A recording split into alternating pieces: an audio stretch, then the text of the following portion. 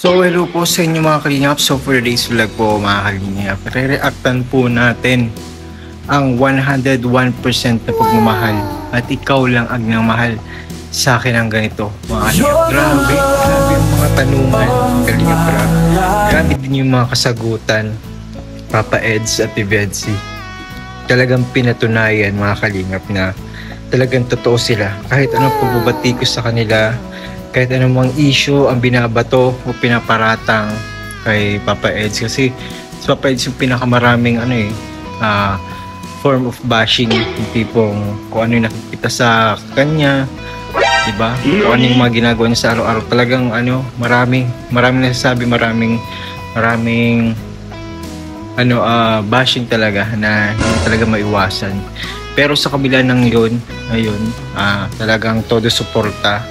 Hindi nawawala yung pagmamahal ni Biancy. Yung totoo yung kanilang samahan talaga. As in, pinakita po sa ating lahat. Public. Mga kalingap, pinablik na po. Wow. Pinablik at pinakita sa nationwide. Nationwide, guys. So, yun yung proof, mga kalingap, na talagang sila ay napaka sweet, loving, caring, magjosawa. Magjowa, tas asawa, guys. So, grabe mga kalingap. Tingnan nyo po yung mga katanungan po ulit, saka yung mga kasagutan ulit nila na sobrang unforgettable and napakatibay. Sandigan to, guys. Assurance nila ito sa isa't isa, mga kalingap. Let's go! So, first question natin, Eds and Biancy, kayo na ba talaga? Ano ba talaga yung... Ano na ba talaga kayo? Kaya po ba? Anong pwedeng huwag po muna namin sagutin? Kami na. Aba, huwag po na. Wala po kayong narinig.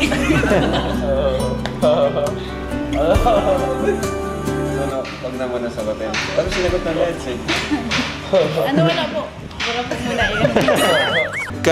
Sa'yo muna, Biancy, paano nabago ni Edu ang buhay at pananaw mo sa buhay? Or ano ang impact niya sa buhay mo? Maliban po sa inyo, sobrang laki po ng impact po ni Edu sa buhay ko. Maliban po sa madami pong sumuporta po sa akin, sa amin pong dalawa.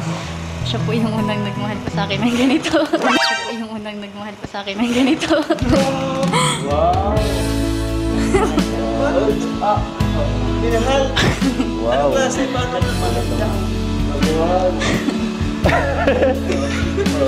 Saka iba po yung suporta pong binibigay niya po sa akin talaga. Tsaka, Siyempre, support lagi. Ano pa? kasi pag kasama ko, dahil po mature po na yung partner ko po, mas feeling ko po nagiging mature din po ako dahil po sa kanya. Ganun. Tapos, syempre po yung, mas nabuboost po kuya yung confident ko po dahil po din sa kanya. Dahil sa akin. Oh. Wow, siyempre. Ano yung mga effort na pwede mo sabihin sa akin? Basta ako. Ha? Paghahatid sundo po sa akin. Paghatid sundo? Opo. Grabe effort talaga yun. Lalo na dati, sobrang layo. Dati. Hanggang ngayon po. Ay, grabe naman. Ikaw, Insan, ano naman yung impact ng nag-iisang Biancy sa buhay ni Kalingap Edu? Grabe. Sa akin, madami ng kasi, dumaan na mga babae na sa buhay natin. Dito, sa Kalingap, di ba? Mga nakilala? Oo, mga nakilala. At yan, may mga experience tayo doon na, na good, bad. Yan,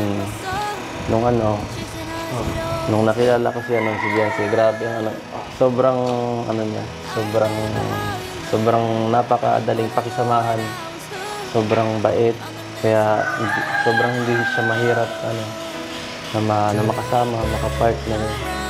At, ayun, pagka nandiyan siya, mas komportable, mas natututong maging kagaya niya, mapagmahal. At mabuting tao talaga. wala akong masabi sa kanya. At isa pa, iba talaga siya sa lahat ng nakilala ko. Totoo ba? Maniwala ka kasi. Oo, iba talaga si Biancy. Kaya dahil din sa kanya, mas natuto akong mag-effort. Grabe. Kasi ganun pala, dapat. Sa mga community natin ng Kalingap, especially sa mga reactors. No? Itong tanong ko is, si Edu mo na magsasagot. Ano insan ang masasabi mo sa mga issue na binabato sa'yo ngayon? Normal naman na para sa akin. Wala yung mga ganyan, mga bumabato, may mga naninira sa akin or sa amin. Hindi ko naman sanay na ako eh. Hindi ko na pinapansin yung mga ganyan kasi alam ko naman totoo eh. Kaya wala akong kailangan patunayan. Ba't kinakurot mo ako? Pagtanggal mo kasi ako, alam mo na eh. Ano masasabi mo doon sa mga issue na binabato kay Edu? Dahil po nga nakakasama ko naman po siya palagi. Mas pinapaniwalaan ko na lang po siya kaysa dun sa mga reactor. Saka, alam ko po na ganun po talaga sa social media. Madaming nililigan. Basta ako kuya, andun lang yung support ko sa kanya kasi grabe din po siya mag-support sa akin eh. Kaya hindi ko po paniniwala yung mga issue ko po.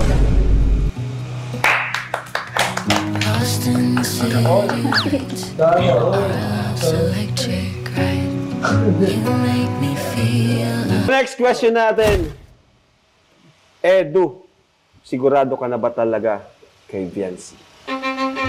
101%. Uy!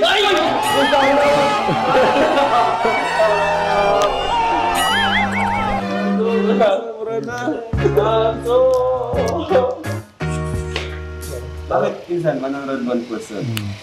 Siyempre, alam mo, tigil lang ako na maging partner mo kapag ayaw mo na sa akin. O kaya, kapag nakahanap ka ng iba, kaya, pakinggan mo kasi. Kaya ikaw, pag kung sakali, kung makahanap ka, inform mo ako, ha? Baka Para ikaw marating makaharap ako. dyan eh.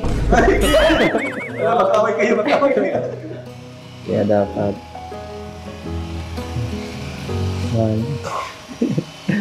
Ano? kaya, sa'yo yan. Kung hindi ka magbabago, nasa yung desisyon. Diba? Pag nag-college ako, marami pa yan eh. Marami pa yan. Kung nakaraan niya sa muli, nahira ka? Umalis lang ako? Hindi na. Ayun. Sa mga maaligid dyan, ha? Hanggat. Wala naman yun sa akin eh. Mga maaligid dyan eh. Umaligid. Ay, pansinin kasi ito eh. Bakit sa mall may umaligid sa'yo? Hindi, nagbili lang ako nasa nagsishopping, ay nagkuha ng pagbibili para sa feeding. May lumapit na lalaki. Sundalo po eh. Hinihingi po yun kasi yung kala ko po kasi kuya fans, kala ko po mapapicture po. Tapos sabi ko, sige po, mag-picture po tayo. Tapos sabi ko niya, ano po yung, naka na po yung number ng, yung baga po kuya, pipindot eh. Sabi ko, ay hindi po ako nabigay ng number. Talaga si Biancy. Tapos po yun, nagdating na po siya. Sandalo pa nga. Kalmado lang ako. Buti na lang, nandiyan si Eds. Buti na lang, nagpapamatch na si Eds. No? Buti kalmado lang ako. Matatakot na, Eds, matatakot na sa'yo. Hindi gaya ng dati na payato tayo. Kala ko naman po kasi kuya. Kala mo, paano? Ganun nga talaga. Yung pala, may iba ng motibo. Ano ka kasigurado kung sakali man, yan nga. Kung kayo na ba talaga, gano'n ka sure na kay Eds? Ay, ako po kuya, sigurado na po ako sa kanya. Kaso ang problema po, bata pa ako. Hindi ko pa alam kung kaya po niya maghintay. Kung makakapaghintay po siya. Kaya naman. Bata pa naman si Ed. Bata pa naman tingnan si Ed. Bata pa naman po talaga. Bata pa naman yan. Ay, mga. Yung mga mga ilang taon ka, yung ideal age mo, 10 na years. pakasal or yung mo lang sa sarili mo, naisip mo kung anong taong ka magpapakasal. Mag-aasawa. Sa akin po Kuya Rob, ayoko po kasi magsalita po ng tapos. Pero siguro po mga 25, ganun. 25. Tagal ka. Tagal ka. Oo. Tawadan mo. Tawad. Kalahati. Magtagpo tayo sa kalahati. Ano ang tanging hiling mo, Eds, at mensahe? Yan, para kay Biancy. At syempre, ikaw rin. Si Eds muna. Hiling ko. Wish and message for Biancy. Birthday mo ba? Hindi ako mahilig kasi mag-ano eh. So, ang sa akin lang siguro is mas tumagal, mas mag-improve. Kung saan man pumunta ako. Yung kung saan abutin ng ating samahan dito. At yung sa atin sana matupad mo yung pangarap mo. At yung pag-aaral mo. Sinabi na kasi nagsalibisip kanina eh. Kung saan matungo yung gano'n, pagkatapos nun, bahala na. Dito lang ako, palagi. Susuporta, hanggat kaya ko. Alam ko, bata ka pa. At marami ka pang makikita nga dyan. Mga lalaki, o makikilala. Hindi ko lang ito pag-iwat ako lagi. Pag hindi ko kasama.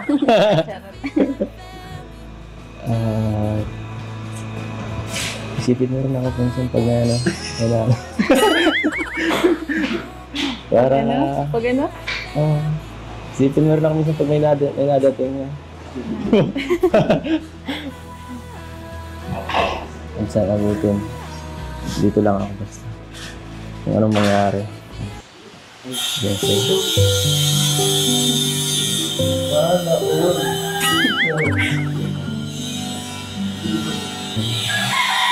basta minsan mo nabutin itong lahat ng ito. Huwag mo kakalimutan. Siyempre, si Biancy naman. Ganun din po sa kanya. Yun ang request ko po sa kanya. Maging honest siya palagi lang. Ganun sa akin. Tapos yun. Pwede niya din po kung sabihin na mga problema niya. Sasabihin mo sa akin. Kasi minsan hindi mo talaga sinasabi. Tahimik ka lang din. Ikaw mo kasi parang wala kang wala ka sa focus eh. Wala. Lagi ka nakahawak cellphone mo. Tapon mo nga yan. Ang bira ka. Tapos yun ang message ko lang din sa'yo. Siyempre. Promise ko na hindi ako magbabago. Saka yung sinasabi mo makakita ko na iba, di tataklaban ko na lang yung mata ko. Saka hindi ako maghahanap ng iba. Wala silang binatmat sa'yo.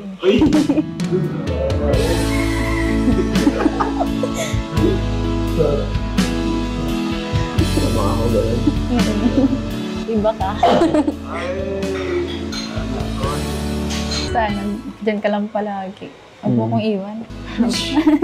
Habang nag-aaral pa ako. Habang nag-aaral lang?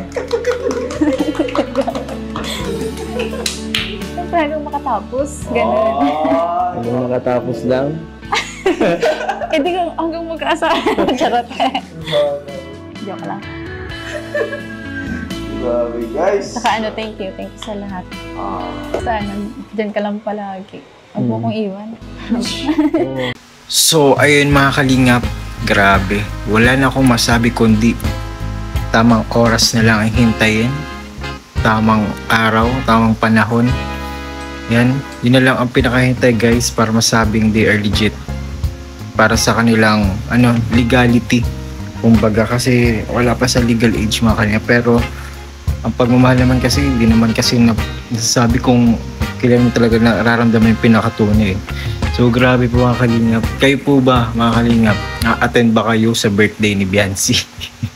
Para ma-witness niyo mga kalingap ang pag-aminan. Grabe. Pero huwag kayo mag-expect mga kalingap, mali niyo po bago pa mag-birthday or after pa ng birthday. Pero ako guys, tinitingnan ko na, nilulook forward ko na yung September without expectation or man para walang masaktan. Pero yung mga kalingap, grabe, pinatunayan talaga nila na they are one, they are united. Tapos nagbigayan po sila ng assurance. Yun, para sa akin po mga kalingap, yun na yun, magandang pruweba, magandang proof sa iba na they are legit talaga. Kahit anumang maglabas ng mga issue, hindi na ako guys, hindi ko na yun pinikater or nire-replyan. Basta binabasa ko nilang. Kasi alam ko naman yung totoo eh. Lalo na, nakikita ko sila on cam and off cam na din. Diba? So, yun mga kalingap. Thank you po. Kung nakaabot po kayo sa duration na ito, grabe. Pares, yellow, green heart, and orange heart mga kalingap. To support all. So, yung mga kalingap, God bless us all. And thank you po sa pagpanood. Please like, share, subscribe po ng aking channel. Maraming salamat po and God bless us all.